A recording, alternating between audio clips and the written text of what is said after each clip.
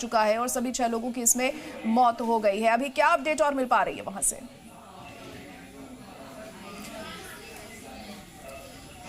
लग रहा है फिलहाल राब्ता भी अमजद से हमारा नहीं हो पा रहा है, लेकिन बेहद अफसोसनाक वाकया इस सामने आया है बारामती में, जहां पर ये प्लेन हादसे का शिकार हुआ है। अजीत पवार इसमें सवार थे, उनके साथ 5 और लोग भी थे और इस प्लेन हादसे में सभी 6 लोगों की मौत हो गई है। अजीत पवार का भी इंतकाल इस हादसे में हुआ है, वो अब इस दुनिया में नहीं रहे। बहुत बड़ा नुकसान, बहुत बड़ी क्षति ये हमारी सियासत के लिए, हिंदुस्तान की सियासत के लिए। डिप्टी सीएम अजीत पवार एक बड़ा नाम है और अब वो इस दुनिया में नहीं रहे हैं, तो जाहिर तौर पर ये एक बहुत बड़ा नुकसान हिंदुस्तान के लिए और सियासी जगत के लिए तो है ही। फिलहाल अब जांच के बाद ही ये तस्वीर साफ होगी कि आखिर क्या वजह रही इस हादसे के पीछे, कैसे ये हादसा हुआ, क्या कोई तकनीकी खराबी इसके पीछे थी या मौसम खराब होने की वजह से यह हादसा हुआ है। जो तमाम आला अफसरान इस वक्त मौके पर पहुंच चुके हैं, ये फिलहाल तस्वीरें भी हम आपको दिखा रहे हैं कि कैसा खौफनाक मंजर इस वक्त वहां देखने को मिल रहा है। इस प्लेन को भी आप देख पा रहे होंगे जो पूरी तरह से राख में तब्दील हो गया है और इस प्लेन में से धुआं भी उठता हुआ आपको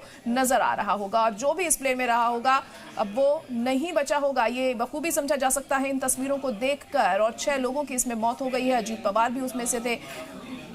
जो विजुअल्स दिखाए जा रहे हैं तमाम चैनल्स, वो एक गंभीर विमान दुर्घटना है। मैं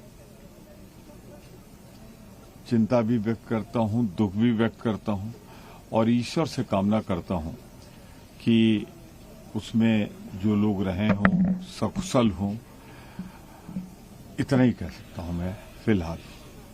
sir, deputy CM Ajit Pawar की जानकारी, यही जानकारी दी जा रही है चैनल्स द्वारा कि डिप्टी सीएम अजीत पवार जी उस पे सवार थे।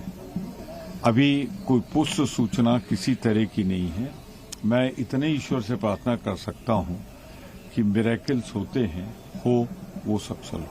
Thank you sir.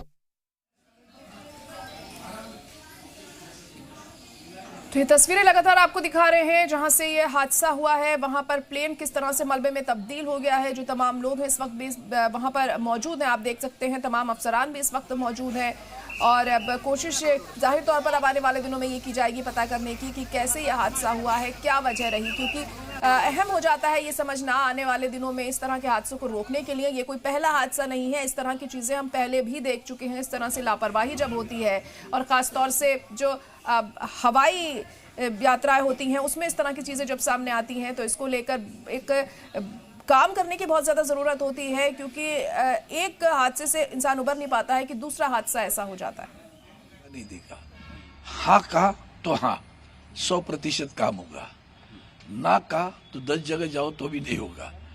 तो खुले थे कि भाई जो होने वाला है मैं हाँ बोलूँगा तो करूँगा, मतलब करूँगा। और बोल्ड, बहुत बोल्ड थे। महाराष्ट्र के खास करके उनके बारामती क्षेत्र की प्रगति में उनका